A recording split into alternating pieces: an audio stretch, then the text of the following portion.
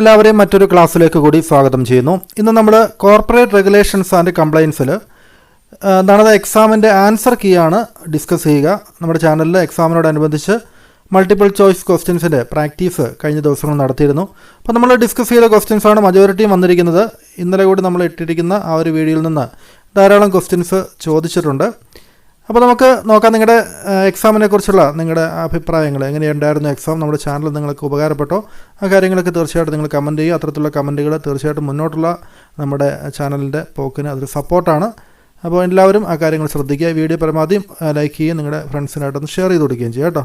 അപ്പോൾ നമുക്ക് ക്വസ്റ്റ്യൻസിൻ്റെ ആൻസറിലേക്ക് പോകാം. ഒന്നാമത്തെ ക്വസ്റ്റ്യൻ പറഞ്ഞിരിക്കുന്നത് നോക്കുക. ഇത് സീരീസ് എ ആണ് എടുത്തിരിക്കുന്നത് കേട്ടോ. സീരീസ് എ ആണ് എടുത്തിരിക്കുന്നത്. സീരീസ് ബിയുമായിട്ട് ക്വസ്റ്റ്യനിൽ വ്യത്യാസമൊന്നുമില്ല, അതിൻ്റെ ഓർഡറിൽ മാത്രമേ വ്യത്യാസമുള്ളൂ. സീരീസ് ബിക്കാർക്കും ഇത് നോക്കാവുന്നതാണ് കേട്ടോ. DIN is allotted by directors identification number അല്ലേ. ഡിൻ അലോട്ട് ചെയ്യുന്നത് ആരാണ്? ഡിൻ അലോട്ട് ചെയ്യുന്നത് സെൻട്രൽ ഗവൺമെൻറ് ആണല്ലേ. അപ്പോൾ എ ആണ് ആൻസർ വരിക. Then managing director means a director who is entrusted with substantial powers of management of the affairs of the company. ഒരു managing director അത് കമ്പനിയുടെ പ്രധാനപ്പെട്ട അധികാരങ്ങളുള്ള വ്യക്തിയാണല്ലേ. അതുകൊണ്ട് ആരാണ് എന്തൊക്കെ കാര്യങ്ങൾ കൊണ്ടാണ് ഈ മാനേജിംഗ് ഡയറക്ടർ ഇത്രയും അധികാരങ്ങൾ കിട്ടുന്നതെന്നുള്ളതാണ്. Virtue of articles of a company, കമ്പനിയുടെ ആർട്ടിക്കിൾസ് പ്രകാരം. an agreement with the company, കമ്പനിയുമായിട്ടുള്ള ഒരു എഗ്രിമെൻറ്റിലൂടെ. A resolution passed in its general meeting or by its board of directors, board of ഡയറക്ടേഴ്സിൻ്റെയോ ജനറൽ മീറ്റിങ്ങിൽ പാസ്സാക്കുന്ന റെസൊല്യൂഷനിലൂടെ അല്ലേ. അപ്പോൾ ഈ എല്ലാ കാര്യങ്ങൾ കൊണ്ടാണ് ഒരു മാനേജിംഗ് ഡയറക്ടർക്ക് ഇത്രയും അധികാരങ്ങൾ ലഭിക്കുന്നത് അല്ലേ. അപ്പോൾ ആൻസർ ഡി ആണ് വരുന്നത്. അടുത്ത ക്വസ്റ്റ്യൻ നോക്കാം. Which of the following is true regarding the duties of company secretary under the companies act 2013. ഇപ്പോൾ കമ്പനീസ് ആക്ട് 2013 പ്രകാരം കമ്പനി സെക്രട്ടറിയുടെ ഡ്യൂട്ടീസുമായിട്ട് ബന്ധപ്പെട്ട് താഴെ പറയുന്നതിൽ ഏതാണ് കറക്റ്റ് എന്നാണ് ചോദിച്ചിരിക്കുന്നത് അല്ലേ. To ensure compliance with the applicable laws എന്നുള്ളതാണ് അല്ലേ. കൃത്യമായിട്ട് കമ്പനി എല്ലാ റൂളുകളും പാലിക്കുന്നുണ്ടെന്ന് ഉറപ്പ് വരുത്തേണ്ടത് കമ്പനി സെക്രട്ടറിയുടെ ഒരു ഡ്യൂട്ടിയാണ്. Then what does DSC stands for the online company formation process. DSC എന്നുള്ളത് നമ്മൾ കഴിഞ്ഞ ക്ലാസ്സിൽ പറഞ്ഞതാണ്. ഡിജിറ്റൽ സിഗ്നേച്ചർ സർട്ടിഫിക്കറ്റ് ആണല്ലേ. ഡിജിറ്റൽ സിഗ്നേച്ചർ സർട്ടിഫിക്കറ്റ് എന്നുള്ളതാണ് DSCയുടെ ഫുൾ ഫോം. then അടുത്ത ക്വസ്റ്റ്യൻ നോക്കുക. Who is typically responsible for issuing the notice of a company meeting. Company മീറ്റിങ്ങിൻ്റെ നോട്ടീസ് അത് അയക്കാൻ അല്ലെങ്കിൽ തയ്യാറാക്കേണ്ട ഉത്തരവാദിത്തർക്കാണ്? അത് കമ്പനി സെക്രട്ടറിക്കാണ് അല്ലേ. കമ്പനിയുടെ സെക്രട്ടറി അല്ലെങ്കിൽ board of directors. Board of ഡയറക്ടേഴ്സിന് വേണ്ടി കമ്പനി സെക്രട്ടറിയാണ് ഈ നോട്ടീസ് ഇഷ്യൂ ചെയ്യുന്നത്. then അടുത്ത നോക്കുക. Minutes of proceedings of a meeting of a company are prepared by. ഒരു കമ്പനിയിൽ അതിൻ്റെ മീറ്റിംഗ്സിൻ്റെ മിനിറ്റ്സ് തയ്യാറാക്കുന്നത് അല്ലേ. അതാരാണ് മിനിറ്റ്സ് തയ്യാറാക്കുന്നത്? കമ്പനി സെക്രട്ടറിയുടെ ഉത്തരവാദിത്തമാണ് അല്ലേ. കമ്പനി സെക്രട്ടറിയാണ്. അപ്പോൾ എ ആണ്. Then according to 2013 act, a person appointed as a proxy can act on behalf of how many members. ഒരാൾക്ക് എത്ര ആളുകളുടെ അറ്റ് എ ടൈം പ്രോക്സി ആയിട്ട് പ്രവർത്തിക്കുക എന്നുള്ളതാണ് നമ്മൾ പഠിച്ചിരുന്നു. 50 മെമ്പേഴ്സിൻ്റെ ആണല്ലേ. മാക്സിമം 50 മെമ്പേഴ്സിൻ്റെ വരെയാണ് പ്രോക്സി ആകാൻ വേണ്ടി സാധിക്കുക. എട്ടാമത്തെ question. Which among the following is the most suitable statement about the transferability of shares in a public company compared to private company. ഒരു പബ്ലിക് കമ്പനിയുടെ ഷെയറിൻ്റെ ട്രാൻസ്ഫറബിലിറ്റി, ഷെയർ ട്രാൻസ്ഫർ ചെയ്യാൻ പറ്റുമോ എന്നുള്ളത് പ്രൈവറ്റ് കമ്പനിയുമായിട്ട് കമ്പയർ ചെയ്ത് എങ്ങനെയാണെന്നാണ് ചോദിച്ചിരിക്കുന്നത് അല്ലേ. അപ്പോൾ അത് ഒന്നാമത്തെ തന്നെയാണ്. Public companies have no restrictions on transferability. ഷെയറുകൾ ട്രാൻസ്ഫർ ചെയ്യുന്നതിന് പബ്ലിക് കമ്പനിക്ക് റെസ്ട്രിക്ഷൻ ഒന്നുമില്ല. വൈൽ പബ്ലിക് കമ്പനീസ് ഡു, അതായത് പബ്ലിക് കമ്പനീസിന് അത്തരത്തിലുള്ള റെസ്ട്രിക്ഷൻ ഉണ്ട് എന്നുള്ളതാണ് അർത്ഥമാക്കുന്നത് അല്ലേ. then ഒൻപതാമത്തെ ക്വസ്റ്റ്യൻ നോക്കുക. The doctor of dash in a company laws refers to the legal assumption that anyone dealing with a company's presumed to be aware of the contents of company's memorandum articles of association. അപ്പോൾ കമ്പനിയുടെ articles of association അല്ലെങ്കിൽ മെമ്മോറാണ്ടവുമായിട്ട് ബന്ധപ്പെട്ട എല്ലാ കാര്യങ്ങളും, അതിൽ അടങ്ങിയിരിക്കുന്ന എല്ലാ കാര്യങ്ങളെക്കുറിച്ചും കമ്പനിയുമായിട്ട് ഡീൽ ചെയ്യുന്ന ആളുകളെല്ലാം അറിഞ്ഞിരിക്കുന്നു എന്നുള്ളത് ഒരു അസംഷനാണ് അല്ലെ, പ്രസ്യൂം ചെയ്തിരിക്കുന്നു. അങ്ങനെയുള്ളൊരു അസംഷൻ അല്ലെങ്കിൽ അങ്ങനെ കരുതുന്ന ആ ഒരു ഡോക്ടറിന് പറയുന്ന പേരെന്താണെന്നാണ് ചോദിച്ചിരിക്കുന്നത് അല്ലേ. അതായത് ഡോക്ടറിൻ ഓഫ് കൺസ്ട്രക്റ്റീവ് നോട്ടീസാണ് അല്ലേ. ഡോക്ടറിൻ ഓഫ് കൺസ്ട്രക്റ്റീവ് നോട്ടീസാണ് അത് പറയുന്നത്. ഇപ്പോൾ ഡോക്ടറിൻ ഓഫ് ഇൻഡോർ മാനേജ്മെൻ്റ് ഒക്കെ ഉണ്ട്. അത് നമ്മൾ ടർക്കൻസ് റൂൾ എന്നൊക്കെ അറിയപ്പെടും അല്ലേ. പക്ഷേ ഡോക്ടർ ഓഫ് ഇൻഡോർ മാനേജ്മെൻറ്റ് വെച്ചാൽ ഇതിൻ്റെ നേരെ ഓപ്പോസിറ്റ് ആണല്ലേ. ഇനി A red herring prosperous primary serves which of the following purpose. Red herring prosperous അല്ലേ. പ്രോസ്പെറസുകൾ പലതും നമ്മൾ പഠിച്ചിട്ടുണ്ട്. അപ്പോൾ റെഡ് ഹെറിംഗ് പ്രോസ്പെറസ് നമ്മൾ തയ്യാറാക്കുന്നത് ബുക്ക് ബിൽഡിംഗ് പ്രോസസ്സിൻ്റെ ഭാഗമായിട്ട് ആണ് തയ്യാറാക്കുന്നത് അല്ലേ. അതായത് പ്രധാനമായിട്ട് ഉദ്ദേശിക്കുന്നതാണ് to attract investors without disclosing the exact price of the shares അല്ലേ. അപ്പോൾ ഷെയറുകളുടെ കൃത്യമായിട്ടുള്ള വിലയൊന്നും ഇതിൽ പറഞ്ഞിട്ടുണ്ടാവില്ല അല്ലേ. എക്സാക്ട് പ്രൈസ് ഉണ്ടാവില്ല. ഒരു പ്രൈസ് ബാൻഡ് പറഞ്ഞിട്ടുണ്ടാവുള്ളൂ. ഒരു നിശ്ചിത വില മുതൽ നിശ്ചിത വില വരെ അല്ലേ, മിനിമം പ്രൈസും മാക്സിമം പ്രൈസേ പറഞ്ഞിട്ടുണ്ടാവുള്ളൂ. ആ പ്രൈസ് ബാൻഡ്, അതായത് എക്സാക്റ്റ് പ്രൈസ് പറയാത്തതുകൊണ്ട് അത്തരത്തിലുള്ള പ്രോസ്പെരസാണ് റെഡ് ഹെറിംഗ് പ്രോസ്പെരസ് എന്ന് അറിയപ്പെടുന്നത് അല്ലേ. ദെൻ 11ാമത്തെ question, what is golden rule of prospectus? നമ്മൾ കഴിഞ്ഞ ദിവസം ഡിസ്കസ് ചെയ്ത് കേസപ്പെട്ടതാണ് അല്ലേ, മൊഡ്യൂൾ 4 നിന്ന് വന്നതാണ്. വാട്ട് ഈസ് ദി മൊഡ്യൂൾ 4 പക്ഷേ നമ്മൾ കഴിഞ്ഞ ദിവസം ഡിസ്കസ് ചെയ്തു അല്ലേ. What is the golden rule of prospectus എന്ന് വെച്ച് കഴിഞ്ഞാൽ അതായത് മിസ്സ്റ്റേറ്റ്മെൻറ്റിന് പ്രോസ്പെരസ് ആണ് അല്ലേ. A principle requiring companies to do disclose all material facts in prospectus എല്ലാ പ്രധാനപ്പെട്ട കാര്യങ്ങളും ഉൾക്കൊള്ളിക്കണം. To ensure transparency and prevent misleading potential investors അല്ലേ. കമ്പനിയിൽ ഇൻവെസ്റ്റ് ചെയ്യാൻ വേണ്ടി സാധ്യതയുള്ള ആളുകളെ മിസ്ലീഡ് ചെയ്യുന്ന തരത്തിലുള്ള യാതൊന്നും കമ്പനിയുടെ പ്രോസ്പെക്ടസിൽ ഉണ്ടാകാൻ പാടില്ല എന്നുള്ളതാണ് ഗോൾഡൻ റൂൾ ഓഫ് പ്രോസ്പെക്ടസ് എന്നറിയപ്പെടുന്നത് അല്ലേ. ഗോൾഡൻ റൂള് പ്രോസ്പെക്ടസുമായിട്ട് ബന്ധപ്പെട്ടാണ് കഴിഞ്ഞ ദിവസം പറഞ്ഞിരുന്നു. അതിനടുത്ത് നോക്കുക, what is the primary purpose of lifting the corporate വെയിൽ? കോർപ്പറേറ്റ് വെയിൽ അത് ലിഫ്റ്റ് ചെയ്യുക അല്ലെങ്കിൽ അവരുടെ അവകാശം ലിഫ്റ്റ് ചെയ്യുന്ന അതിൻ്റെ ഉദ്ദേശം എന്താണെന്നുള്ളതാണ്. അപ്പോൾ ഇവിടെ കമ്പനിയും കമ്പനിയുടെ മാനേജ്മെൻറ്റിനെയും രണ്ടായിട്ട് കാണുന്ന ഒരു സെപ്പറേറ്റ് ലീഗൽ എൻറ്റിറ്റി, അത്തരത്തിലുള്ള അവസ്ഥ അത് വേണ്ടെന്ന് വെക്കുന്ന തരത്തിലുള്ള കാര്യമാണ് നമ്മൾ ഈ ലിഫ്റ്റിംഗ് ദ കോർപ്പറേറ്റ് വെയിൽ എന്ന് പറയുന്നത് അല്ലേ. അപ്പം അങ്ങനെ കമ്പനിയും കമ്പനിയുടെ മാനേജ്മെൻറ്റിനെയും രണ്ടായിട്ട് കാണാത്ത അവസ്ഥ, അല്ലെങ്കിൽ കോടതി ചില സമയത്ത് അങ്ങനെ കാണില്ല, ഒറ്റയായിട്ട് കാണുള്ളൂ അല്ലേ. എന്തിനു വേണ്ടിയാണ് അങ്ങനെ ഒറ്റയായിട്ട് കാണുന്നത്? To hold individual responsible for the company's actions അല്ലേ. അതായത് കമ്പനിക്ക് വേണ്ടി പ്രവർത്തിക്കേണ്ട കമ്പനിയുടെ മാനേജ്മെൻറ്റ് ഏതെങ്കിലും ഫ്രോഡൊക്കെ നടത്തുവാണെങ്കിൽ, തട്ടിപ്പ് നടത്തുവാണെങ്കിൽ ആ സന്ദർഭത്തിലെങ്ങും നമ്മൾ ഈ കോർപ്പറേറ്റ് വെയിൽ ലിഫ്റ്റ് ചെയ്യും അല്ലെങ്കിൽ കോർപ്പറേറ്റ് വെയിൽ നോക്കില്ല. അപ്പോൾ അതുകൊണ്ട് കമ്പനിയുമായിട്ട് പ്രവർത്തിക്കുന്ന ആളുകൾക്ക് അവർ ചെയ്യുന്ന പ്രവർത്തിയിൽ റെസ്പോൺസിബിൾ ആക്കുന്നതിന് വേണ്ടിയാണ് ഇങ്ങനെയൊരു ലിഫ്റ്റിംഗ് ദ കോർപ്പറേറ്റ് വെയിൽ കൊണ്ടുവരുന്നത്. അതിന് പ്രധാന ഉദ്ദേശം അതാണ്. And what is the purpose of object clause in memorandum association? Memorandum അസോസിയേഷനിലെ ഒബ്ജക്റ്റ് ക്ലോസ് അതായത് to define the company's business activities ആണ് അല്ലേ. കമ്പനിയുടെ ബിസിനസ് ആക്ടിവിറ്റീസ്, അതായത് കമ്പനിയുടെ പ്രവർത്തനങ്ങൾ എങ്ങനെയാണ് എന്നുള്ളത് അല്ലേ കൃത്യമായിട്ട് പറയുന്നത്. കമ്പനിക്ക് ഏതൊക്കെ കാര്യങ്ങൾ ഏറ്റെടുക്കാം അല്ലേ തുടങ്ങിയ കാര്യങ്ങൾ, അതായത് കമ്പനിയുടെ പർപ്പസാണ് അല്ലേ. അതാണ് ഒബ്ജക്റ്റ് ക്ലോസ് ആണ് പറയുന്നത്. ടു കമ്പനീസ് ബിസിനസ് ആക്ടിവിറ്റീസ് എന്തൊക്കെയാണെന്നുള്ളത് അതിലാണ് പറയുക. Then 14, in order to reduce share capital a certified copy of the tribunal's order and minutes approved by the tribunal must be filed. ഇപ്പോൾ കമ്പനിയുടെ ഷെയർ ക്യാപിറ്റലിൽ എന്തെങ്കിലും റിഡക്ഷൻ നടത്തണമെങ്കിൽ നമ്മൾ ട്രൈബ്യൂണലിൻ്റെ ഓർഡറും ട്രൈബ്യൂണലിൽ അംഗീകരിച്ച മിനിറ്റ്സിൻ്റെ പകർപ്പിലാണ് കൂടി നമ്മൾ ആർക്കാണ് അത് സബ്മിറ്റ് ചെയ്യേണ്ടത് എന്നുള്ളതാണ് ചോദിച്ചിരിക്കുന്നത് അല്ലേ. അത് സബ്മിറ്റ് ചെയ്യേണ്ടത് രജിസ്ട്രാർക്കാണ് അല്ലേ, രജിസ്ട്രാർക്കാണ് അത് സബ്മിറ്റ് ചെയ്യേണ്ടത്. Then what is the main distinction between secured and unsecured debentures? സെക്യൂർഡും അൺസെക്യൂർഡ് ഡിബഞ്ചേഴ്സും തമ്മിലുള്ള വ്യത്യാസം എന്ന് പറഞ്ഞു കഴിഞ്ഞാൽ, സെക്യൂർഡ് എന്ന് വെച്ച് കഴിഞ്ഞാൽ സ്പെസിഫിക് ചാർജുള്ള ഡിബഞ്ചേഴ്സിനെയാണ് നമ്മൾ സെക്യൂർഡ് ഡിബഞ്ചേഴ്സ് എന്ന് പറയുന്നത് അല്ലേ. അങ്ങനെ ചാർജ് ഇല്ലാത്തതിനാണ് നമ്മൾ അൺസെക്യൂർഡ് ഡിബഞ്ചേഴ്സ് എന്ന് പറയുന്നത് അല്ലേ. അപ്പോൾ ബി ആണ് the presence of specific charge on assets അല്ലേ, അതാണ് ആൻസറായിട്ട് വരിക. Then 1/1 company is classified in which type of company? 1/1 കമ്പനിയെ അതൊരു പ്രൈവറ്റ് ലിമിറ്റഡ് കമ്പനിയാണ് അല്ലേ. 1/1 കമ്പനി എന്ന് വെച്ചാൽ അത് പ്രൈവറ്റ് ലിമിറ്റഡ് കമ്പനിയാണെന്നുള്ളത് ഓർത്തിരിക്കുക. ദെൻ അസേർഷൻ റീസൺ ആണ് പറഞ്ഞിരിക്കുന്നത്, profits of section 8 company cannot be distributed to its members. Section 8 കമ്പനിയുടെ പ്രോഫിറ്റ് അത് മെമ്പേഴ്സിന് ഡിസ്ട്രിബ്യൂട്ട് എടുക്കാൻ വേണ്ടി സാധിക്കില്ല. അത് ശരിയാണല്ലേ. Section 8 companies are establish for promoting charitable objectives, sports, education, അത്തരം കാര്യങ്ങൾക്കെല്ലാം വേണ്ടിയാണ് സെക്ഷൻ 8 കമ്പനീസ് എസ്റ്റാബ്ലിഷ് ചെയ്യുന്നത് അല്ലേ. അപ്പോൾ അങ്ങനെ നോക്കുമ്പോൾ ഇത് രണ്ടും സെക്ഷൻ എയും ഇവിടെ അസേർഷൻ എയും റീസൺ ആറും അല്ലേ, രണ്ടും കറക്റ്റാണെന്ന് നമുക്ക് പറയാൻ വേണ്ടി സാധിക്കും അല്ലേ. ചാരിറ്റബിൾ പർപ്പസിന് വേണ്ടി മാത്രമല്ല, എങ്കിലും പ്രധാനമായിട്ടും സെക്ഷൻ 8 കമ്പനി അത്തരം കാര്യങ്ങൾ കൂടെ ആണല്ലേ. Both A and R true but R is not, ഇവിടെ എന്താണ് ആൻസറായിട്ട് വരിക? ബി ആണ് വരുന്നത് അല്ലേ. Both A and R true and R is the correct explanation of A എന്നുള്ളതാണ് ആൻസറായിട്ട് വരുന്നത് അല്ലേ. 17ാമത്തെ ക്വസ്റ്റ്യൻ. ഇതിനടുത്ത് നോക്കുക 18ാമത്തെ. A holding company is not required to disclose its financial statement. ഒരു ഹോൾഡിംഗ് കമ്പനി അതിൻ്റെ ഫിനാൻഷ്യൽ സ്റ്റേറ്റ്മെൻറ്റ് ഡിസ്ക്ലോസ് ചെയ്യേണ്ട ആവശ്യമില്ലെന്നാണ് പറയുന്നത്. അത് തെറ്റായിട്ടുള്ള കാര്യമാണല്ലേ. ഏതൊരു കമ്പനിയും ചെയ്യുന്ന പോലെ തന്നെ ഒരു ഹോൾഡിംഗ് കമ്പനിയും ആ കമ്പനിയുടെ ഫിനാൻഷ്യൽ സ്റ്റേറ്റ്മെൻറ്റുകൾ വെളിപ്പെടുത്തേണ്ട ആവശ്യമുണ്ട്. അപ്പോൾ ഇതൊരു തെറ്റായിട്ടുള്ള സ്റ്റേറ്റ്മെൻറ്റാണ്. Holding companies operate independently of their subsidiaries. Holding companies subsidiary കമ്പനിയിൽ നിന്ന് ഇൻഡിപെൻഡൻ്റ് ആയിട്ടാണ് വർക്ക് ചെയ്യുക. സബ്സിഡറി കമ്പനിയാണ് ഹോൾഡിംഗ് കമ്പനി നിയന്ത്രിക്കുന്നത് അല്ലേ. സബ്സിഡറി കമ്പനിയുടെ നിയന്ത്രണം ഹോൾഡിംഗ് കമ്പനിയിലില്ല. അപ്പോൾ ഇൻഡിപെൻഡൻ്റ് ആയിട്ട് തന്നെയാണ് ഹോൾഡിംഗ് കമ്പനി വർക്ക് ചെയ്യുന്നത് അല്ലേ. അപ്പോൾ ഇത് ശരിയായിട്ടുള്ള സ്റ്റേറ്റ്മെൻ്റ് ആണല്ലേ. അപ്പോൾ അസേർഷൻ എ ശരിയാണ് അല്ലേ. അപ്പോൾ റീഫണ്ട് പക്ഷേ തെറ്റാണ്, തന്നിരിക്കുന്ന റീഫണ്ട് തെറ്റാണെന്ന് പറയേണ്ടി വരും അല്ലേ. അപ്പോൾ അസേർഷൻ എ എന്ന് പറയുന്ന അസേർഷൻ എ ഈസ് ഫോൾസ് അല്ലേ. അസേർഷൻ എ ഫോൾസ് ആണല്ലേ. അസേർഷൻ എ ഫോൾസ് ആണ്, റീഫണ്ട് കറക്റ്റാണ്. അപ്പോൾ ഏതാണ് ആൻസറായിട്ട് വരിക?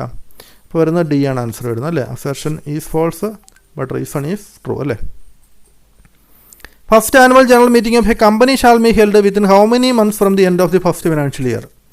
ഫസ്റ്റ് ആനുവൽ ജനറൽ മീറ്റിംഗ് ആണല്ലേ. ഫസ്റ്റ് ആനുവൽ ജനറൽ മീറ്റിംഗ് എന്ന് പറയുമ്പോൾ അത് നമുക്ക് ഒരു പുതിയ കമ്പനിയുടെ ആണെന്ന് തന്നെ മനസ്സിലാക്കുക അല്ലേ. ഫസ്റ്റ് ആനുവൽ ജനറൽ മീറ്റിംഗ് എന്ന് പറഞ്ഞിരിക്കുന്നുണ്ട് പുതിയ കമ്പനിയുടെയാണ്.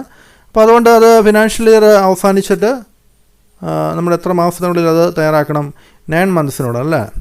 അപ്പോൾ 9 മാസത്തിനുള്ളിൽ അത് കൊടുക്കണം, തയ്യാറാക്കണം. സാധാരണ നമ്മൾ നിലവിലുള്ള ഒരു കമ്പനിയാണെങ്കിൽ ഫിനാൻഷ്യൽ ഇയർ തുടങ്ങിയിട്ട് 6 മാസത്തിനുള്ളിലാണത് കൊടുക്കേണ്ടത് അല്ലേ. പക്ഷേ ഇത് പുതിയ കമ്പനി ആയതുകൊണ്ട് ഫസ്റ്റ് ആനുവൽ ജനറൽ മീറ്റിംഗ് പറഞ്ഞിരിക്കുന്നുണ്ട് 9 ആണ് ആൻസർ വരുന്നത് അല്ലേ. അടുത്തത് under the companies act 2018 the first meeting of the board of directors of newly incorporated company.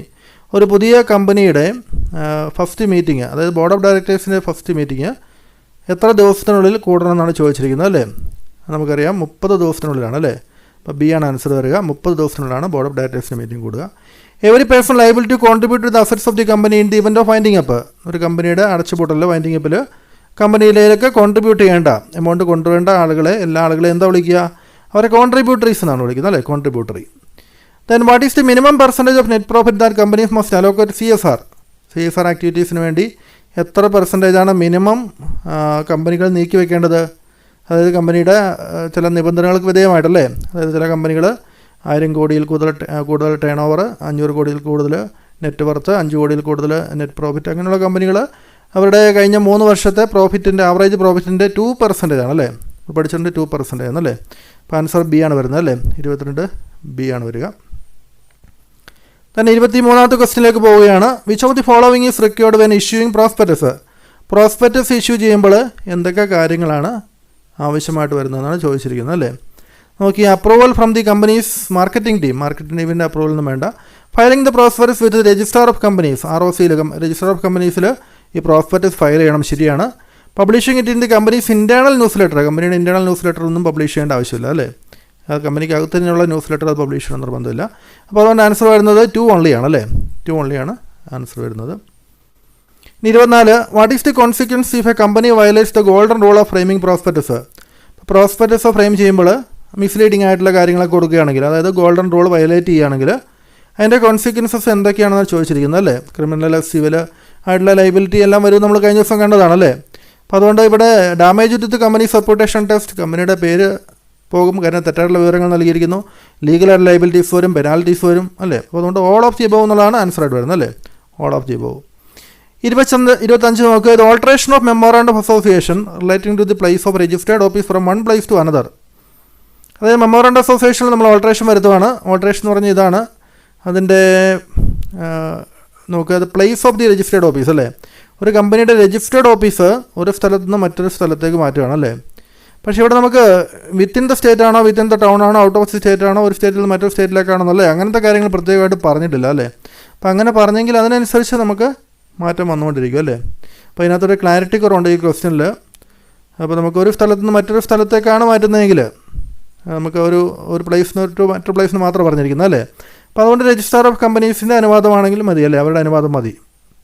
അപ്പോൾ നമുക്ക് ഒരു സ്റ്റേറ്റിൽ നിന്ന് മറ്റൊരു സ്റ്റേറ്റിലേക്ക് മാറ്റണമെങ്കിൽ നമുക്ക് എന്തായിരുന്നു, സെൻട്രൽ ഗവൺമെൻറ്റിൻ്റെ അനുവാദം വേണം അല്ലേ. അപ്പോൾ ഇവിടെ അങ്ങനെ പ്രത്യേകം പറയാത്തതുകൊണ്ട് നമുക്ക് രജിസ്റ്റർ ഓഫ് കമ്പനീസ് എന്നുള്ള തന്നെ ആൻസറായിട്ട് എടുക്കാം അല്ലേ. ഇപ്പോൾ ക്ലാരിറ്റി കുറവുള്ള ക്വസ്റ്റ്യൻസ് ചിലപ്പോൾ നിങ്ങൾക്ക് ആൻസർ കീയൊക്കെ യൂണിവേഴ്സിറ്റി തയ്യാറാക്കുന്ന സമയത്ത് ഒരു പക്ഷേ ഇത് ഒഴിവാക്കിയിട്ട് അതിന് മാർക്ക് നൽകാനുള്ള സാധ്യതയുണ്ട്. അത്തരം കാര്യങ്ങൾ ശ്രദ്ധയിൽപ്പെടുത്തുന്നതാണ്. നോക്കാം, which of the following is not a type of prospectus?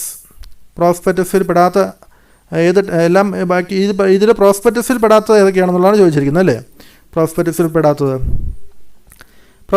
പെടാത്തത് നമുക്ക് നോക്കുക ഏതൊക്കെയാണ്. റെക്കറിംഗ് പ്രോസ്പെക്ടസ് ഉള്ളതാണ് അല്ലേ. MCA 21 പ്രോസ്പെക്ടസ് അങ്ങനെ പ്രോസ്പെക്ടസ് ഇല്ല. ടേബിൾ ഓഫ് പ്രോസ്പെക്ടസ് ഇല്ല. ഷെൽ പ്രോസ്പെക്ടസും ഉള്ളതാണ് അല്ലേ. ഷെൽ പ്രോസ്പെക്ടസും ഉള്ളതാണ്. അപ്പോൾ ആൻസർ വരുന്നത് D ആണല്ലേ. അതായത് 2 and 3 ഓൺലിയാണ് നമ്മുടെ പ്രോസ്പെക്ടസിൽ പെടാത്തത്. ഇനി അടുത്ത question match the following question ആണല്ലേ. മാച്ച് ദ ഫോളോവിങ് ക്വസ്റ്റ്യൻ ആണ് നോക്കുക. 28ാമത്തെ ക്വസ്റ്റ്യൻ. അപ്പോൾ ഇത് വരുന്നത് ഏതൊക്കെയാണ്? പ്രിഫറൻസ് ഷെയറുകൾ, അതായത് ഗ്യാരണ്ടീഡ് ഡിവിഡൻ്റ് ആണ്. ഇക്വിറ്റി ഷെയർ ഹോൾഡേഴ്സ് പോലെയല്ല, അവർക്കൊരു ഫിക്സഡ് ഡിവിഡൻ്റ് ആണല്ലേ. അപ്പോൾ പ്രിഫറൻസ് ഷെയറുകൾ ഗ്യാരണ്ടീഡ് ഡിവിഡൻ്റ്. ഇക്വിറ്റി ഷെയർ എന്ന് വെച്ച് കഴിഞ്ഞാൽ വോട്ടിംഗ് റൈറ്റ് ഉണ്ട് അവർക്ക്. ക്യുമുലേറ്റീവ് പ്രിഫറൻസ് ഷെയർ എന്ന് വെച്ച് കഴിഞ്ഞാൽ അക്യുമുലേറ്റഡ് അൺപെയ്ഡ്, അവർക്ക് ഒരു വർഷത്തെ ഡിവിഡൻറ്റ് കിട്ടിയില്ലെങ്കിൽ അത് അക്യുമുലേറ്റ് ചെയ്ത് അടുത്ത വർഷമാണെന്ന് കിട്ടും അല്ലേ. അതുകൊണ്ടാണ് ക്യുമുലേറ്റീവ് ഡിവിഡൻറ്റ് പ്രിഫറൻസ് ഷെയർസ് എന്ന് പറയുക. കൺവേർട്ടബിൾ പ്രിഫറൻസ് ഷെയർസ് എന്ന് വെച്ച് കഴിഞ്ഞാൽ can be converted to equity അല്ലേ. ഇക്വിറ്റി ആയിട്ട് പിന്നീട് കൺവേർട്ട് ചെയ്യാൻ പറ്റുന്നതാണ്. Redeemable preference dividend, redeemable shares അല്ലേ. റെഡീമബിൾ പ്രിഫറൻസ് ഷെയർസ് എന്ന് വെച്ച് കഴിഞ്ഞാൽ ഉദ്ദേശിക്കുന്നത് can be bought back by the company അല്ലേ. അത് ഇവിടെ കൊടുത്തിരിക്കുന്നത് ഇങ്ങോട്ട് ഇപ്പം നീങ്ങിയാണ് വന്നിരിക്കുന്നത് കേട്ടോ. അതായത് bought back by the company, ഈ കമ്പനി എന്നുള്ളത് ഇവിടെയായിരുന്നു വരേണ്ടത്. അതുപോലെ ഇവിടെ can be converted in equity shares എന്നുള്ളത് ഇവിടെയായിരുന്നു വരേണ്ടത്. അപ്പോൾ അല്പം അങ്ങോട്ട് മാറിപ്പോയിട്ടുണ്ടെന്നുള്ളൂ. അപ്പോൾ നമുക്ക് ആൻസർ വരുന്നത് ഏതാണ്? സി ആണ് വരുന്നത് അല്ലേ. ഈ വെച്ചിരിക്കുന്ന ഈ ഓപ്ഷനാണ് കറക്റ്റ്. ഇങ്ങനെയുള്ള ചേരുമ്പടി ചേർക്കുക. ഇനി വീണ്ടും ഒരു മാച്ച് ദ ഫോളോയിങ് ക്വസ്റ്റ്യൻ ആണ്. ട്രാൻസ്ഫറർ എന്ന് വെച്ച് കഴിഞ്ഞാൽ original owner of the share അല്ലേ. ഷെയറിൻ്റെ ഒറിജിനൽ ഓണർക്കാണ് ഷെയർ ട്രാൻസ്ഫർ ചെയ്യാൻ വേണ്ടി സാധിക്കുകയുള്ളൂ.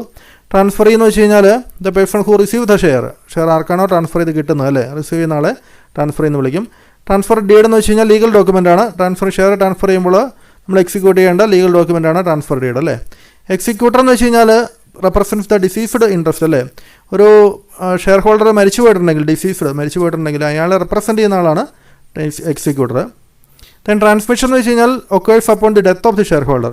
ഒരു ഷെയർ ഹോൾഡർ മരിക്കുമ്പോൾ അയാളുടെ ഷെയർ അനന്തരാവകാശികളിലേക്ക് ട്രാൻസ്ഫർ ചെയ്ത് കിട്ടുന്നതിന് ട്രാൻസ്മിഷൻ എന്നാണ് പറയുന്നത് അല്ലേ. അപ്പോൾ ആൻസർ ഇവിടെ എന്താണ്? സി ആയിട്ട് വരുന്നു. മറ്റത്തെ match of the following question ആണ്. ഓതറൈസ്ഡ് ക്യാപിറ്റൽ എന്ന് വെച്ച് കഴിഞ്ഞാൽ the maximum amount of capital of company.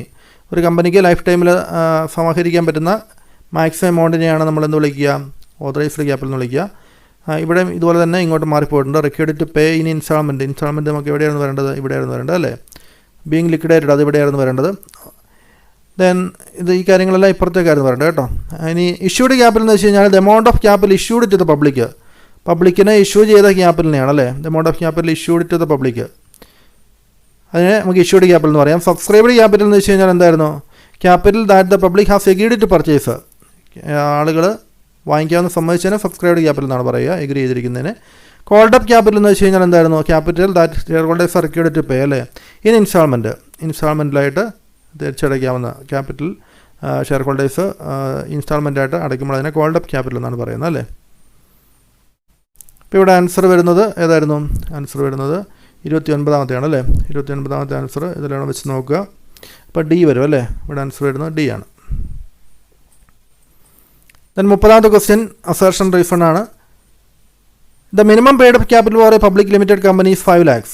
Minimum paid up capital ഇവിടെ 5 lakhs ആണെന്ന് പറഞ്ഞിരിക്കുന്നു. ഇത് 2013 companies act പ്രകാരമാണെങ്കിൽ ശരിയാണല്ലേ.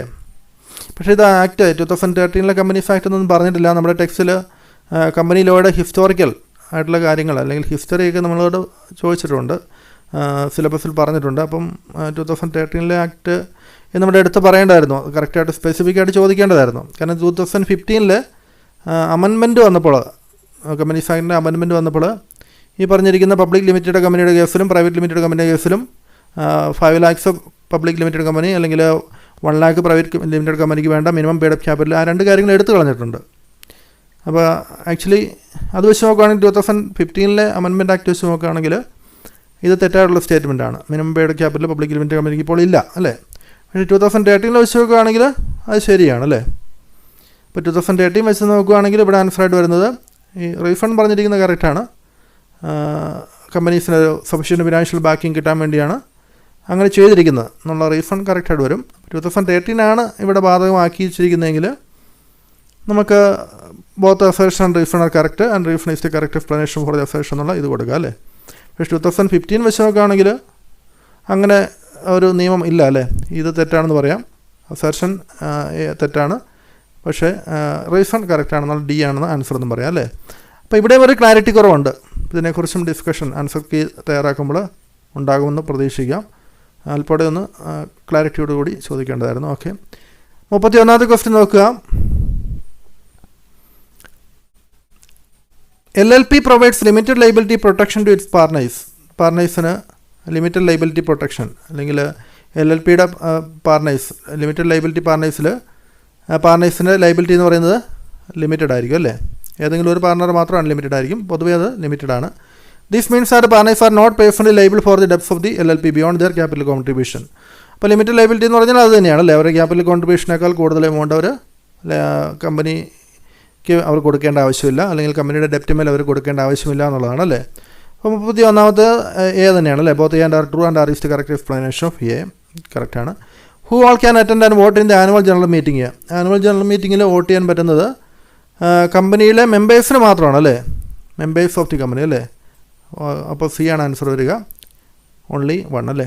And extraordinary general meeting may be convened by. Extraordinary general meeting അത് വിളിക്കാൻ പറ്റുന്നത് ആരൊക്കെയാണെന്നാണ് ചോദിച്ചിരിക്കുന്നത് അല്ലേ. എക്സ്ട്രാ ഓർഡിനറി ജനറൽ മീറ്റിംഗ് വിളിക്കാൻ പറ്റുന്നത് the board of directors on its own. Board of ഡയറക്ടേഴ്സിന് വിളിക്കാം. The board of directors on the requisition of shareholders. Share ഹോൾഡേഴ്സിൻ്റെ റിക്വസിഷൻ പ്രകാരം വിളിക്കാം. By requisition of themselves. റിക്വസിഷൻസിനും വിളിക്കാം അല്ലേ. അതായത് ഷെയർ ഹോൾഡേഴ്സ് ആണെങ്കിൽ അല്ലെങ്കിൽ ഇത് വിളിക്കാൻ വേണ്ടി ആവശ്യപ്പെടുന്ന ബോർഡ് ഓഫ് ഡയറക്ടേഴ്സിന് ആവശ്യപ്പെട്ടവർ വിളിച്ചില്ല എങ്കിൽ റിക്വസിഷനിസ്റ്റിന് നേരിട്ട് വേണമെങ്കിലും അത് വിളിക്കാവുന്നതാണ്, മീറ്റിംഗ് വിളിക്കാവുന്നതാണ്. നാഷണൽ കമ്പനി ലോ ബോർഡിന് NCLT അല്ലേ, NCLTക്ക് അത് വിളിക്കാവുന്നതാണ്. കമ്പനി സെക്രട്ടറിക്ക് അത് നേരിട്ട് വിളിക്കാൻ വേണ്ടി സാധിക്കില്ല അല്ലേ. അത് ബോർഡ് ഓഫ് ഡയറക്ടേഴ്സിൻ്റെയൊക്കെ അനുവാദം ആവശ്യമാണ്. അപ്പോൾ കമ്പനി സെക്രട്ടറി മാത്രമാണ് നമുക്ക് വിളിക്കാൻ പറ്റാത്ത ആളായിട്ടുള്ളൂ. അപ്പോൾ 33 ആൻസറായിട്ട് വരുന്നത് D ആണല്ലേ. ഇനി അടുത്ത് നോക്കുക, assertion refund. The articles of company may provide that certain type of business shall be approved by a special resolution. Articles of association ശരിയാണ്. നമുക്ക് ചില കാര്യങ്ങൾക്ക് സ്പെഷ്യൽ റെസൊല്യൂഷൻ ആവശ്യമാണെന്ന് പറയുന്നുണ്ടല്ലേ. കമ്പനിയുടെ പേര് മാറ്റുക അല്ലേ, അത്തരം കാര്യങ്ങൾക്കൊക്കെ സ്പെഷ്യൽ റെസൊല്യൂഷൻ ആവശ്യമാണ്. The votes cast in favour of the resolution by members entitled to vote either in person or by proxy are not less than 2 times the number of votes if any cast against the resolution. അപ്പോൾ നമ്മൾ പഠിച്ചിട്ടുണ്ട്, special resolution പാസ്സാകണമെങ്കിൽ അത് 4/3 majority വേണമെന്നല്ലേ. അതായത് 4 പേരുണ്ടെങ്കിൽ അതിൽ 3 പേരെങ്കിലും അനുകൂലമായിട്ട് vote ചെയ്യണം. ഇപ്പോൾ ഒരാളാണ് പ്രതികൂലമായിട്ട് വോട്ട് ചെയ്യുന്നുള്ളൂ അല്ലേ. അതായത് 75% വോട്ട് ലഭിച്ചിരിക്കണം എന്നുള്ളതാണ് പറഞ്ഞിരിക്കുന്നത് അല്ലേ. പക്ഷെ അത് നേരിട്ട് പറയുന്നതിന് പകരം ഇവിടെ നമുക്ക് പറഞ്ഞിരിക്കുന്നത് not less than 2 times the number of votes if any cast against the resolution എന്നാണ്. അതായത് റെസൊല്യൂഷൻ പ്രമേയത്തിന് എതിരായിട്ട് വോട്ട് ചെയ്ത ആളുകളെക്കാളും 2 times എങ്കിലും വോട്ടുകൾ ലഭിച്ചെങ്കിൽ മാത്രമേ പാസ്സാവുള്ളൂ അല്ലേ. ഈ 2 times എന്നുള്ളത് ഇവിടെ ഒരല്പം ക്ലാരിറ്റി കുറവ് ഇവിടെ ഉണ്ട്. കാരണം 2 times എന്ന് പറഞ്ഞാൽ അത് 50% ആവുന്നുള്ളൂ അല്ലേ. 75% ആണ് നമുക്ക് വേണ്ടത്. 75% അല്ലെങ്കിൽ 3/4 മജോറിറ്റിയാണ് വേണ്ടത് അല്ലേ. 3/4 മജോറിറ്റി. ഇപ്പോൾ 2 times എന്നൊക്കെ പറഞ്ഞു കഴിഞ്ഞാൽ അത് 50% അല്ലെങ്കിൽ 1/2 അല്ലേ. ഹാഫ് മജോറിറ്റി, പകുതി മജോറിറ്റി മാത്രമേ വരുന്നുള്ളൂ. അപ്പോൾ അതുകൊണ്ട് അങ്ങനെ വെച്ച് നോക്കുമ്പോൾ ഇത് തെറ്റാണെന്ന് തന്നെ പറയേണ്ടി വരും. പക്ഷേ അത് വെച്ചുള്ള ഒരു ഓപ്ഷൻ ഇതിനകത്തില്ല താനും. 34-ാമത്തെ വെച്ച് നോക്കുമ്പോൾ അതായത് നമുക്ക് statement 1 is correct and 2 is false എന്നുള്ള ഒരു ഉത്തരം ഇവിടെ കൊടുത്തിട്ടുമില്ല അല്ലേ. അപ്പം അങ്ങനെ വരുമ്പോൾ കൃത്യമായിട്ടുള്ള ആൻസർ ഇതിനകത്തില്ല എന്ന് തന്നെ പറയേണ്ടി വരും. 2 times എന്നുള്ളത് കൊടുത്തപ്പോൾ ക്വസ്റ്റ്യൻ ഇട്ടപ്പോൾ തെറ്റിപ്പോയതാകാം. അല്ല, അതിനെക്കുറിച്ചൊരു ചർച്ചയും കാര്യങ്ങളും വരുമെന്ന് തന്നെ പ്രതീക്ഷിക്കാം. അതിനടുത്ത് നോക്കാം, which of the following can be ground for compulsory winding up. Compulsory winding അപ്പിനുള്ള ഒരു ഗ്രൗണ്ട് അല്ലെങ്കിൽ കാരണമാകാത്തത് എന്താണെന്നാണ് ചോദിച്ചിരിക്കുന്നത് അല്ലേ. കമ്പൽസറി വൈൻഡിങ് അപ്പിന് കാരണമാകാത്തത് പാസിങ് ഓർഡിനറി റെസൊല്യൂഷൻ പാസ്സാക്കിയാൽ വൈൻഡിങ് അപ്പ് നടത്താൻ വേണ്ടി സാധിക്കില്ല അല്ലേ. കമ്പൽസറി വൈൻഡിങ് പറ്റില്ല. പാസിങ് എ സ്പെഷ്യൽ റെസൊല്യൂഷൻ ഓക്കെയാണ്. ഇന്നബിലിറ്റി ടു പേ ഡെപ്റ്റ്, കമ്പനിയുടെ ഡെപ്റ്റ് കൊടുത്തു തീർക്കാൻ പറ്റാത്ത അല്ലേ, അതും okay. Deadlock in management അതും ഓക്കെയാണ് അല്ലേ. Resignation of board of ഡയറക്ടേഴ്സിൻ്റെ designation ആണ് കാരണമല്ല. അപ്പോൾ 2, 3 and 4 ആണ് വരുന്നത് അല്ലേ. അപ്പോൾ ആൻസർ വരുന്നത് C ആണ് ആൻസർ വരുന്നത് അല്ലേ. Who all can file a petition for winding up. Winding അപ്പിന് വേണ്ടി പെറ്റീഷൻ കൊടുക്കാൻ പറ്റുന്ന ആർക്കൊക്കെയാണെന്ന് ചോദിച്ചിരിക്കുന്നത്. നമുക്കിവിടെ ആൻസർ വരുന്നത് കമ്പനിക്ക് തന്നെ പെറ്റീഷൻ കൊടുക്കാം അല്ലേ. കമ്പനിക്ക് തന്നെ പെറ്റീഷൻ കൊടുക്കാവുന്നതാണ്. ക്രെഡിറ്റേഴ്സിന് പെറ്റീഷൻ കൊടുക്കാം, കോൺട്രിബ്യൂട്ടറീസിന് കൊടുക്കാം, രജിസ്ട്രാർസിന് കൊടുക്കാം, ഗവൺമെൻറ്റിന് കൊടുക്കാം അല്ലേ. എല്ലാവർക്കും കൊടുക്കാമെന്നുള്ള ആൻസർ തന്നെയാണ് ഇവിടെ കൃത്യമായിട്ട് വരിക. D ആണ് അപ്പോൾ ആൻസറായിട്ട് വരുന്നത് അല്ലേ. then what is the correct sequence regarding the procedure for voluntary winding up. Voluntary winding അപ്പിനുള്ള ആ ഒരു പ്രൊസീജിയർ, കൃത്യമായിട്ടുള്ള പ്രൊസീജിയർ ഏതാണെന്നുള്ളതാണ് ചോദിച്ചിരിക്കുന്നത്. വോളണ്ടറി വൈൻഡിങ് അപ്പ് നടത്തുമ്പോൾ ഈ ഒരു പ്രൊസീജിയറാണ് ഫോളോ ചെയ്യേണ്ടത് അല്ലേ. 5-ാമത്തെ കാര്യം, അതായത് റെസൊല്യൂഷൻ കമ്പനിയുടെ റെസൊല്യൂഷൻ പാസ്സാക്കണം അല്ലേ, ഡിക്ലറേഷൻ ഓഫ് സോൾവൻസി. അങ്ങനെ ഈ ഒരു ഓർഡറിലാണ് നമ്മൾ വോളണ്ടറി വൈൻഡിങ് അപ്പ് നടത്തേണ്ടത്. then the memorandum association must be altered amended in which of the following situation. Memorandum alter ചെയ്യേണ്ട സിറ്റുവേഷൻ എപ്പോഴാണെന്ന് ചോദിച്ചിരിക്കുന്നത് അല്ലേ. മെമ്മോറാണ്ടം ഓൾട്ടർ ചെയ്യേണ്ട situation, change in directors of the company, കമ്പനിയുടെ ഡയറക്ടേഴ്സിനെ ചേഞ്ച് ചെയ്യുമ്പോഴൊന്നും വേണ്ട. Change in the company name, കമ്പനിയുടെ name മാറ്റുമ്പോൾ മെമ്മോറാണ്ടത്തിൽ മാറ്റം കാരണം നെയിം ക്ലോസ് എന്ന് പറയുന്നത് മെമ്മോറാണ്ടത്തിലൊരു ക്ലോസ് ആണല്ലേ. അപ്പോൾ മെമ്മോറാണ്ടത്തിൽ മാറ്റം വരണം. ചേഞ്ച് ഇൻ രജിസ്റ്റേർഡ് ഓഫീസ്, കമ്പനിയുടെ രജിസ്റ്റേർഡ് ഓഫീസ് അല്ലേ, ഡൊമിസൈൽ ക്ലോസ് അതും മാറ്റം വരുത്തണം. രജിസ്റ്റേർഡ് ഓഫീസിൽ മാറ്റം വരുത്തുമ്പോൾ മെമ്മോറാണ്ടത്തിൽ മാറ്റം വരുത്തണം, ശരിയാണ്. ഓഡിറ്റർ, കമ്പനിയുടെ ഓഡിറ്റർ മാറ്റുമ്പോൾ വേണ്ട അല്ലേ, ഓഡിറ്റർ മാറ്റുമ്പോൾ വേണ്ട ആവശ്യമില്ല. അപ്പോൾ ആൻസർ വരുന്നത് B ആണ് ആൻസർ വരുന്നത് അല്ലേ. നോക്കുക ഫോർ ദി അസർഷൻ നോക്കുക, ഇത് MCA 21 system support the real time tracking of company filings. കമ്പനിയുടെ ഓൺലൈൻ രജിസ്ട്രേഷനുമായിട്ട് ബന്ധപ്പെട്ട കാര്യങ്ങൾ, കമ്പനിയുമായിട്ട് ബന്ധപ്പെട്ട കാര്യങ്ങളൊക്കെ നമുക്ക് റിയൽ ടൈം ആയിട്ട് ട്രാക്ക് ചെയ്യാൻ വേണ്ടി കാര്യങ്ങൾ പരിശോധിക്കാൻ, ഓൺലൈനായിട്ട് പരിശോധിക്കാൻ ഇത് MCA21 വെബ്സൈറ്റ് പ്ലാറ്റ്ഫോം സഹായിക്കുന്നുണ്ടൊക്കെയാണ്. തന്നെ അടുത്തത് പറഞ്ഞിരിക്കുന്നത് നോക്കുക, MCA21 integrates with various government database allow the public and shareholders access to company's legal status and financial information. ആർക്കുമെങ്കിലും കമ്പനികളെക്കുറിച്ചുള്ള ലീഗൽ സ്റ്റാറ്റസും ഫിനാൻഷ്യൽ ഇൻഫർമേഷനൊക്കെ MCA21 പരിശോധിക്കാനുള്ള അവസരം കൊടുക്കുന്നുണ്ട് അല്ലേ. അപ്പോൾ ഇത് A and R true and R is the correct explanation of A എന്നുള്ളത് ആണ് ഉത്തരം വരുന്നത്. The notice shall be given to, notice ഒരു മീറ്റിങ്ങിൻ്റെ മറ്റൊക്കെ നോട്ടീസ് നമ്മൾ കൊടുക്കേണ്ടത് ആർക്കൊക്കെ കൊടുക്കണം എന്നുള്ളതാണ് ചോദിച്ചിരിക്കുന്നത് അല്ലേ. എവറി ഡയറക്ടേഴ്സിന് തീർച്ചയായിട്ടും അത് കൊടുത്തിരിക്കണം. ഇനി ആർക്കാണ് കൊടുക്കേണ്ടത്? എവറി മെമ്പർ, എല്ലാ മെമ്പർമാർക്കും കൊടുക്കണം അല്ലേ. Legal representative of the diseased member അവർക്ക് കൊടുക്കണം, മരിച്ചുപോയ ആളുടെ ലീഗൽ റെപ്രസെൻറ്റേറ്റീവ് അല്ലേ. ഒഫീഷ്യൽ അസൈനി ഓഫ് ദി ഇൻസോൾവൻറ്റ് മെമ്പറുടെ അസൈനിക്കും അയാൾ ഏൽപ്പിച്ചിരിക്കുന്ന ആൾക്കും കൊടുക്കണം. അഞ്ചാമത്തെ പറഞ്ഞിരിക്കുന്നത് ഓഡിറ്റേഴ്സിനാണ് അല്ലേ. ഓഡിറ്റേഴ്സിനും നോട്ടീസ് കൊടുക്കേണ്ടതാണ് അല്ലേ. അപ്പോൾ നമുക്കിവിടെ ആൻസറായിട്ട് വരുന്നത് D ആണ്. ഫോർ ദി അസേർഷൻ അടുത്ത് നോക്കി, the agenda of annual general meeting must include the approval of financial സ്റ്റേറ്റ്മെൻറ്റ്സിൻ്റെ അപ്രൂവൽ ആനുവൽ ജനറൽ മീറ്റിങ്ങിൽ നൽകിയിരിക്കണം. 2018 കമ്പനീസ് ആക്ടിൽ പ്രത്യേകം പറഞ്ഞിട്ടുണ്ടത്. Approval of financial statement is mandatory item for every AGM of per company law അല്ലേ. ശരിയാണല്ലേ. അപ്പോൾ രണ്ടും ശരിയാണ്. ആൻസർ വരുന്നുണ്ട്. ബോത്ത് A and R true and R is the correct explanation of A അല്ലേ.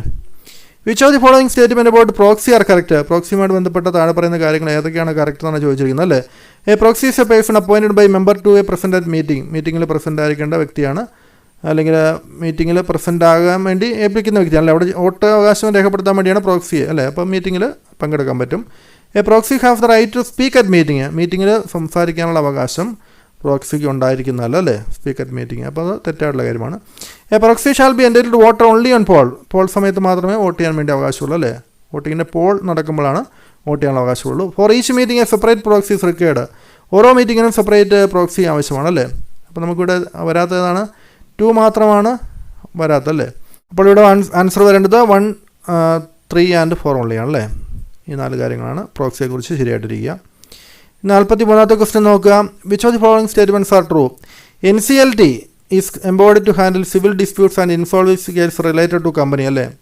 കമ്പനിയുമായിട്ട് ബന്ധപ്പെട്ട ഡിസ്പ്യൂട്ട്സ്, ഇൻസോൾവൻസി കേസുകളൊക്കെ NCLT കൈകാര്യം ചെയ്യുന്നു അല്ലേ. നാഷണൽ ലോ ട്രൈബ്യൂണൽ അല്ലേ, കമ്പനി ലോ ട്രൈബ്യൂണൽ. ഇനി NCLAT ഉണ്ട്. NCLAT എന്ന് വെച്ചാൽ അതിൻ്റെ അപ്പലേറ്റ് അതോറിറ്റിയാണ് അല്ലേ. NCLTയിൽ നിന്ന് ഉണ്ടാകുന്ന കേസുകൾക്ക് അപ്പീൽ കൊടുക്കാൻ പറ്റുന്ന NCLATയിലാണല്ലേ. Can hear appeals against orders passed by special court.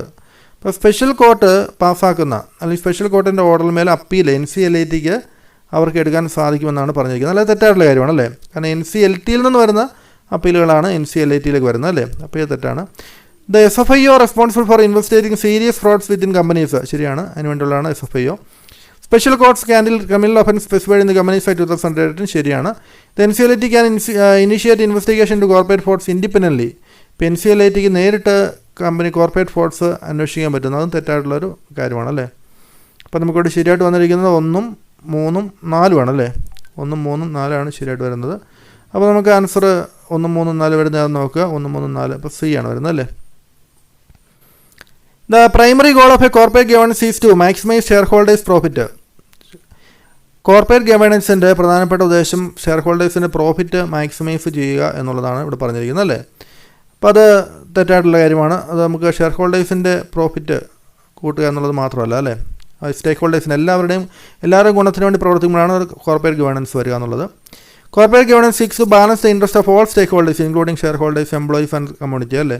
എല്ലാവർക്കും നല്ല കാര്യങ്ങൾ ചെയ്യുമ്പോഴാണ് കോർപ്പറേറ്റ് ഗവേണൻസ് കമ്പനിയിലുണ്ടെന്ന് പറയാൻ വേണ്ടി സാധിക്കുക അല്ലേ. അപ്പോൾ നമുക്ക് D ആണ് ആൻസർ വരെ. A is false but R is true അല്ലേ. മാച്ച് ദ ഫോളോവിങ് ആണ് അടുത്തത് ചോദിച്ചിരിക്കുന്നത്. ബോർഡ് ഓഫ് ഡയറക്ടേഴ്സിൽ ഇടുന്നതാണ് വിമൻ ഡയറക്ടേഴ്സ്. ഇത്ര വിമൻ ഡയറക്ടേഴ്സ് ഉണ്ടായിരിക്കണമെന്ന് പറഞ്ഞിട്ടുണ്ട്. ദെൻ റിപ്പോർട്ടിംഗ് ആൻഡ് ഡിസ്ക്ലോഷർ, അത് ആനുവൽ റിപ്പോർട്ട്സിനെ കുറിച്ചാണ് പറയുന്നത് അല്ലേ. CSR എന്ന് പറയുന്നത് 2% ഓഫ് ആവറേജ് നെറ്റ് പ്രോഫിറ്റ് നമ്മൾ ആദ്യത്തെ ക്വസ്റ്റിനെ കണ്ടു. കംപ്ലയിൻസ് എന്ന് പറയുമ്പോൾ അത് വരുന്നത് SEBI ആണല്ലേ. സെബിയുടെ നിയമങ്ങൾ പാലിക്കാൻ വേണ്ടി കമ്പനികൾ ബാധ്യസ്ഥരാണ് അല്ലേ. അപ്പോൾ ആൻസർ വരുന്നത് C ആണ് വരുന്നത് അല്ലേ. ഇതെല്ലാം വെച്ച് നോക്കുമ്പോൾ C ആണ്. Then which of the following best defines insider trading എന്ന് വെച്ച് കഴിഞ്ഞാൽ buying or selling company stock based on confidential or non public information ആണല്ലേ. അതായത് കമ്പനിയുടെ ഇൻറ്റേർണൽ ആയിട്ടുള്ള ഇൻഫർമേഷൻ, അല്ലെങ്കിൽ കമ്പനിയുടെ ബോർഡ് ഓഫ് ഡയറക്ടേഴ്സിലൊക്കെ എടുക്കുന്ന തീരുമാനങ്ങൾ, അത് അതിനെക്കുറിച്ച് കമ്പനിക്ക് ഉള്ളിലുള്ള ആളുകൾ തന്നെ നേരത്തെ അറിഞ്ഞ് അത് വെച്ചുകൊണ്ട് കമ്പനിയുടെ ഷെയറിലൊക്കെ ട്രേഡ് ചെയ്യുന്നതിനാണ് ഇൻസൈഡർ ട്രേഡിംഗ് എന്ന് പറയുന്നത് അല്ലേ. സെൻസിറ്റീവ് ആയിട്ടുള്ള അല്ലെങ്കിൽ പുറമേയുള്ള പബ്ലിക്കിന് കിട്ടാത്ത ഇൻഫർമേഷൻ വെച്ച് കമ്പനിക്കുള്ളിലുള്ള ആളുകൾ തന്നെ കമ്പനിയുടെ ഷെയറുകൾ വാങ്ങി വിൽക്കുകയൊക്കെ ചെയ്ത് ലാഭം ഉണ്ടാക്കുമ്പോഴാണ് അതിനെയാണ് ഇൻസൈഡർ ട്രേഡിംഗ് എന്ന് പറയുന്നത്. ഇൻസൈഡർ ട്രേഡിംഗ് ഒരു പ്രൊഹിബിറ്റഡ് ആക്ടിവിറ്റിയാണ് ആസ് പെർ സെബീസ് റൂൾ അല്ലേ. സെബിയുടെ നിയമം അനുസരിച്ച് അത് ഒരു നിരോധിക്കപ്പെട്ട ഒരു കാര്യമാണ് ഇൻസൈഡർ ട്രേഡിംഗ് എന്ന് പറയുന്നത് അല്ലേ. അപ്പോൾ 2 ഇവിടെ ആൻസറായിട്ട് വരുന്നത്. CSR is primarily about balancing the needs of കമ്പനിയുടെ സ്റ്റേക്ക് ഹോൾഡേഴ്സ്, അതായത് കമ്പനി, കസ്റ്റമേഴ്സ്, സൊസൈറ്റി, അവരുടെ എല്ലാ നീഡുകൾ പരിഗണിക്കുന്ന ഒരു കാര്യമാണ് കോർപ്പറേറ്റ് സോഷ്യൽ റെസ്പോൺസിബിലിറ്റി എന്ന് പറയുന്നത് അല്ലേ. അപ്പോൾ ഇവിടെ ആൻസർ വരുന്നത് ഫോർ D ആണല്ലേ. Which of the following is the benefit of CSR initiative എംപ്ലോയീസിന് ഇതുകൊണ്ടുള്ള ബെനിഫിറ്റ് എന്താണെന്ന് ചോദിച്ചിരിക്കുന്നത്. എംപ്ലോയീസിന് അവർക്കൊരു പോസിറ്റീവായുള്ള വർക്ക് എൻവയർമെൻറ്റ് കിട്ടും, എംപ്ലോയിൻ്റെ ലോയൽറ്റി കൂടും, അതായത് പൊതുവെ റെപ്യൂട്ടേഷൻ ഇത്രയുള്ള കമ്പനികളുടെയൊക്കെ റെപ്യൂട്ടേഷൻ കൂടും CSR ആക്ടിവിറ്റീസ് ആയിട്ട് നടപ്പിലാക്കുമ്പോൾ. അപ്പോൾ അങ്ങനെ ആകുമ്പോൾ അവർക്ക് എംപ്ലോയീസിൻ്റെ ലോയൽറ്റി അല്ലെങ്കിൽ ഒരു മൊറയിലൊക്കെ വർദ്ധിക്കുന്നതിനൊക്കെ കാരണമാകുന്നുണ്ടല്ലേ. Which of the following statements is or are correct, താഴെ പറയുന്നതിൽ കറക്റ്റായിട്ടുള്ള സ്റ്റേറ്റ്മെൻറ്റുകൾ ഏതൊക്കെയാണെന്നാണ് ചോദിച്ചിരിക്കുന്നത്. അതിൽ കറക്റ്റായിട്ടുള്ള സ്റ്റേറ്റ്മെൻറ്റിൽ നോക്കാം. Board of directors can appoint additional directors only if the memorandum so provides. മെമ്മോറാണ്ടത്തിൽ പറഞ്ഞെങ്കിൽ മാത്രമേ അഡീഷണൽ ഡയറക്ടേഴ്സിനെ ബോർഡ് ഓഫ് ഡയറക്ടേഴ്സിന് നിയമിക്കാൻ സാധിക്കുള്ളൂ എന്നാണ് പറഞ്ഞിരിക്കുന്നത് അല്ലേ. അത് തെറ്റായിട്ടുള്ള കാര്യമാണ്. മെമ്മോറാണ്ടത്തിൽ പറഞ്ഞനുസരിച്ചല്ല, നമുക്ക് ആർട്ടിക്കിൾസ് പറഞ്ഞനുസരിച്ചാണ് അല്ലേ. ആർട്ടിക്കിൾസിലാണ് അതിനെക്കുറിച്ച് പറയേണ്ടത്, മെമ്മോറാണ്ടത്തിലല്ല. അപ്പോൾ അത് തെറ്റായിട്ടുള്ളൊരു കാര്യമാണ് കേട്ടോ. ബോർഡ് ഓഫ് ഡയറക്ടേഴ്സിന് അഡീഷണൽ ഡയറക്ടേഴ്സ് നിയമിക്കാൻ പറ്റുമോ എന്നുള്ളത് ആർട്ടിക്കിൾസിലാണ് പറയുന്നത്, മെമ്മോറാണ്ടത്തിലല്ല. അപ്പോൾ തെറ്റാണ്. A person who have failed to get appointed of director in general meeting cannot be appointed of additional director. General മീറ്റിങ്ങിൽ ഒരു ഡയറക്ടറായിട്ട് മത്സരിച്ച് തോറ്റുപോയ ഒരാൾക്ക് പിന്നെ അഡീഷണൽ ഡയറക്ടറായിട്ട് അയാളെ നിയമിക്കാൻ വേണ്ടി കമ്പനിക്ക് സാധിക്കില്ല അല്ലേ. അത് ശരിയായിട്ടുള്ള കാര്യം തന്നെയാണ് അല്ലേ. അഡീഷണൽ ഡയറക്ടേഴ്സിനെ നിയമിക്കുന്ന കാര്യത്തിൽ നമ്മളത് പഠിച്ചിട്ടുണ്ട്. അപ്പോൾ ഇവിടെ ആൻസർ വരുന്നത് C ആണല്ലേ. ഓൺലി 2 ഈസ് കറക്റ്റ് ആണല്ലേ. Only 2 is correct. അപ്പോൾ ഇത്രയും ഒരു ആൻസർ വെച്ചുകൊണ്ട് ഇത്രയും, അല്ലെങ്കിൽ നിങ്ങളുടെ പരീക്ഷ എഴുതിയിട്ട് ഇത്രയും ആൻസറുകൾ നിങ്ങൾ എന്താണെന്ന് ഇപ്പോൾ കൃത്യമായിട്ട് മനസ്സിലാക്കി സംശയങ്ങൾ ഒക്കെ നിങ്ങളുടെ മാറിയെന്ന് പ്രതീക്ഷിക്കുന്നു. അപ്പോൾ ഏതായാലും ക്ലാസ്സിനെ കുറിച്ചുള്ളതും എക്സാമിനെ കുറിച്ചുള്ള അഭിപ്രായങ്ങളൊക്കെ ഒന്ന് ഷെയർ ചെയ്യുക കേട്ടോ. മറക്കാതെ വീഡിയോ ഒന്ന് ലൈക്ക് ചെയ്തേക്കുക. അപ്പോൾ നമുക്ക് വീണ്ടും മറ്റ് ക്ലാസ്സുകളുമായി വീണ്ടും കാണാം. താങ്ക്